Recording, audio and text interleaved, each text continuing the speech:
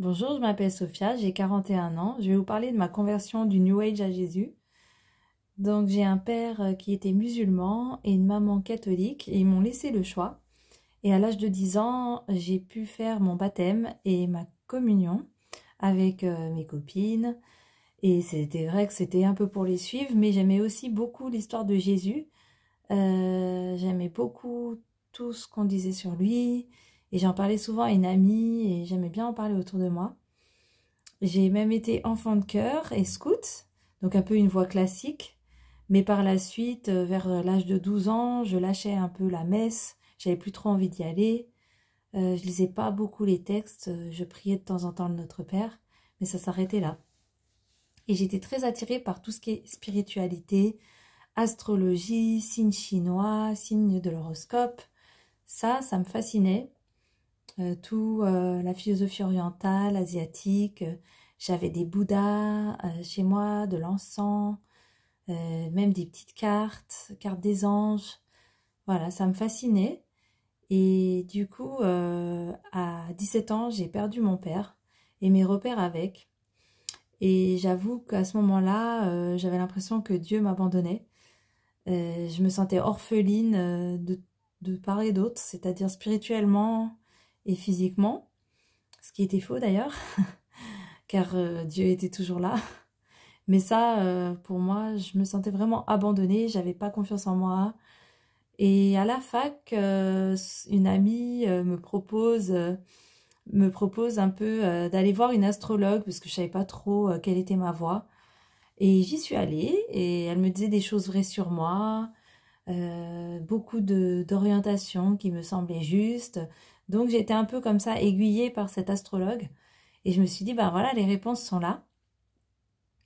Par la suite également, j'ai une autre amie qui m'avait dit que une médium, était très forte, elle pouvait m'aider pour l'orientation professionnelle. J'y étais allée et elle avait découvert que mon père avait telle lettre dans son nom, donc ça m'avait fascinée et ça continuait encore plus en fait de me conforter. Tout ce qui était médium, voyance, astrologie, j'étais vraiment très très là-dedans.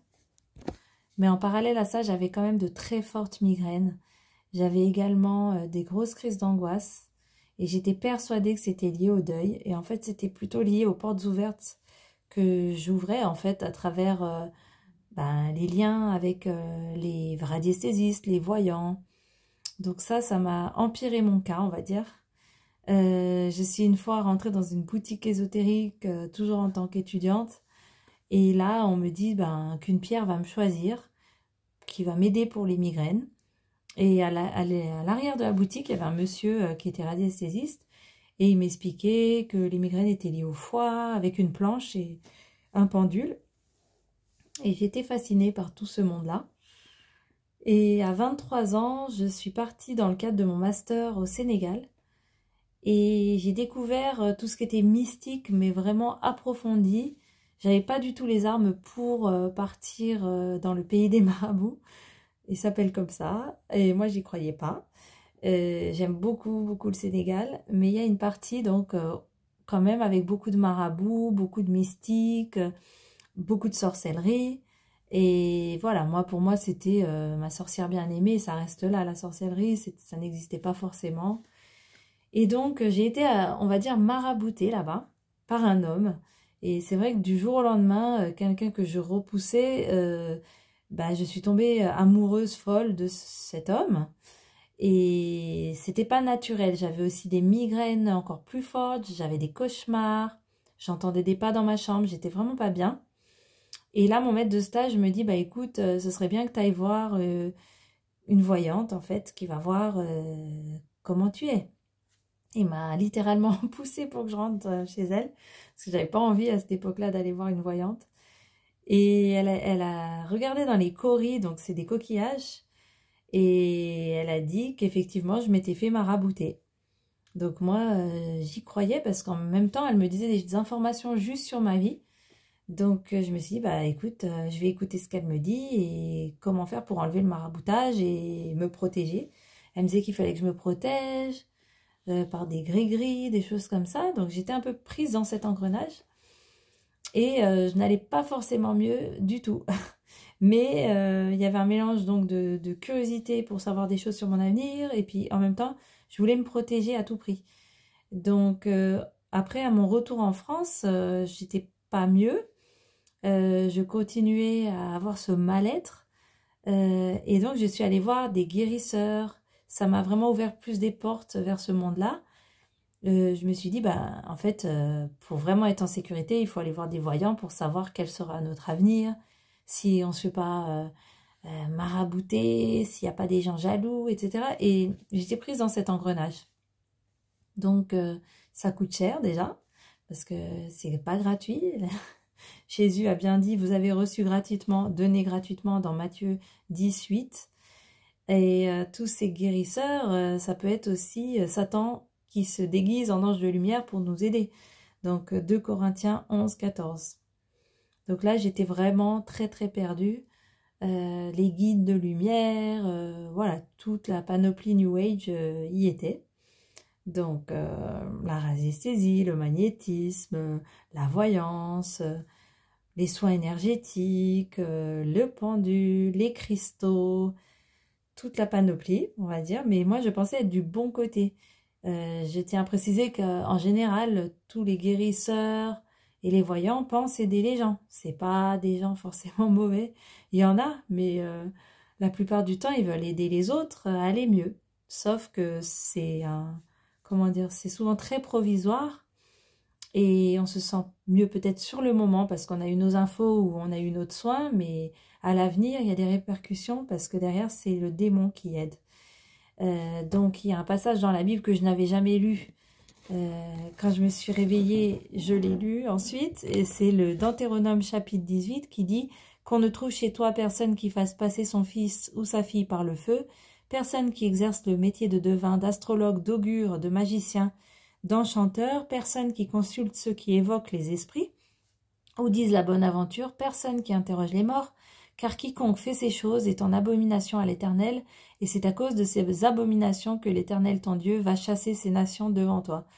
Donc c'est vrai que quand j'ai lu ça par la suite, ça m'a complètement réveillée, mais c'était pas tout de suite, c'est-à-dire que quand je suis rentrée d'Afrique, j'avais 23 ans, et il a fallu des années encore de dégringolade, on va dire, avant que je me réveille, ou plutôt avant que Jésus vienne me sauver. Donc j'ai continué tout ce qui était voyant. J'étais vraiment accro comme à une drogue en fait. Je voulais tout savoir. Est-ce que tel travail je vais l'avoir, etc. Ça va très très loin dans le sens où j'étais jamais rassurée, jamais rassasiée et j'avais jamais la paix. Jusqu'à un jour où voilà, je faisais même les cartes moi-même. C'est pour vous dire, comme Satan se déguise en ange de lumière, vu que j'avais des cartes de Jésus, des cartes de Marie.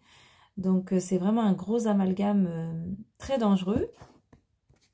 Je croyais aux vibrations, à la 5D, aux énergies. J'aimais la créature plutôt que le créateur, c'est-à-dire je croyais que les arbres avaient une âme, etc. Donc j'étais vraiment dans plus le chamanisme, toutes ces croyances. En fait, j'avais essayé d'aller déjà chez une chamane. J'aimais beaucoup tout ce qui était New Age, en fait. Toute la panoplie, moi, j'y croyais quasiment à tout. D'ailleurs, dans le New Age, Jésus, il l'appelle un maître ascensionné, Sananda. Donc, ça va très loin. Regardez des vidéos sur les énergies du moment, tirage de cartes en ligne. Tout ça, j'y avais. Jusqu'au jour où j'ai senti une force, en fait. Donc, je faisais les cartes et j'ai senti une force qui me disait va à la messe. Et je me dis non, je vais pas aller à la messe, il y a que des vieux, ça fait 25 ans que j'y suis pas allée. Et j'y suis allée. Et là, il y a un prêtre handicapé qui a fait une homélie avec la poutre. Pourquoi regardes-tu la paille dans l'œil de ton voisin au lieu de voir la poutre dans ton œil, de Matthieu? Ça m'a complètement chamboulée, ça m'a fait comme des timbales dans ma tête. Et je me suis dit, waouh, cette parole-là, elle est pour moi. Et le mercredi d'après, c'était le mercredi des cendres, et je me suis dit, mais j'y suis jamais allée, je sais pas ce que c'est, ce mercredi des cendres.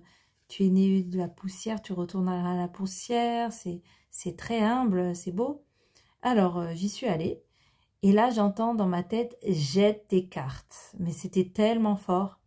Jette tes cartes à plusieurs reprises. Et là, je me suis dit, oula, là, c'est vraiment très ferme. C'était très radical.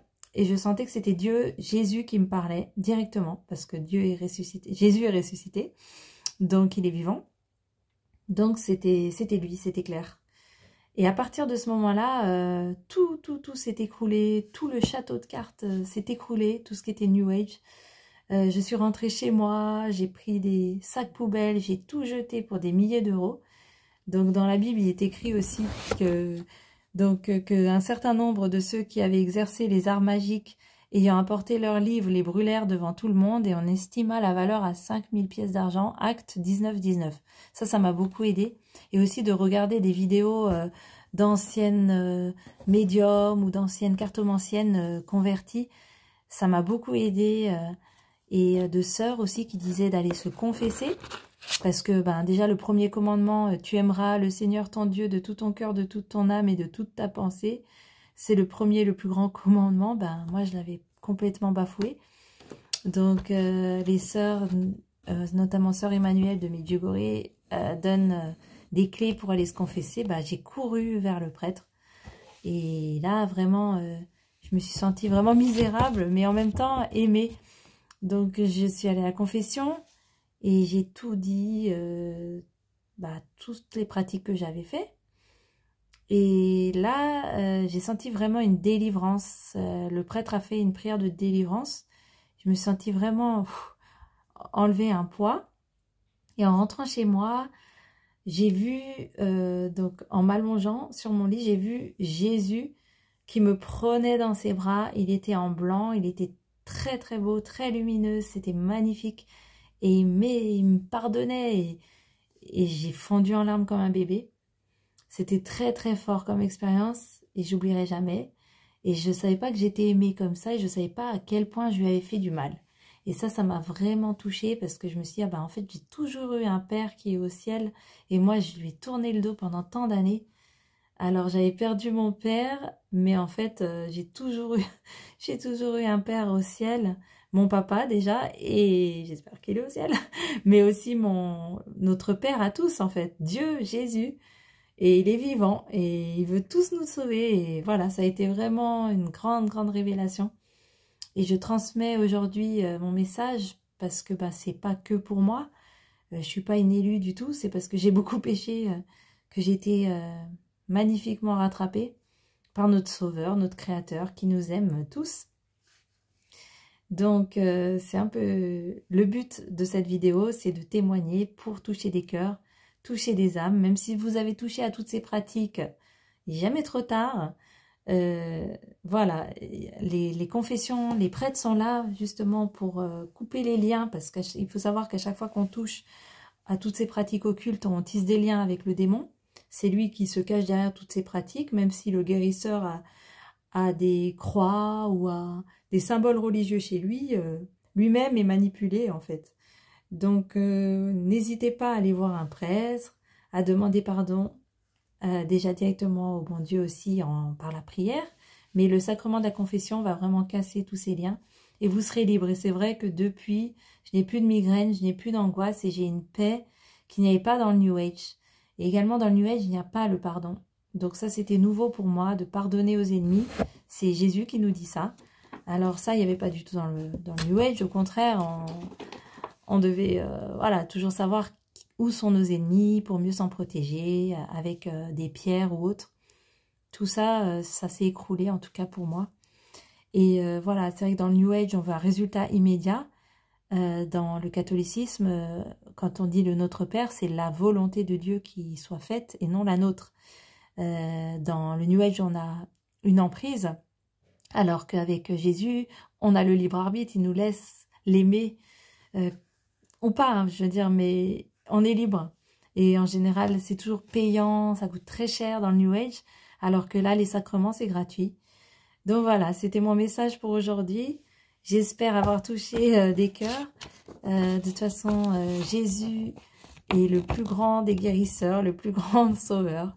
Et voilà, n'hésitez pas à confier vos prières à Jésus. il vous écoutera et voilà, j'espère avoir touché 2-3 personnes en tout cas, ou même une, ce sera déjà super. Je vous embrasse et que Dieu vous bénisse.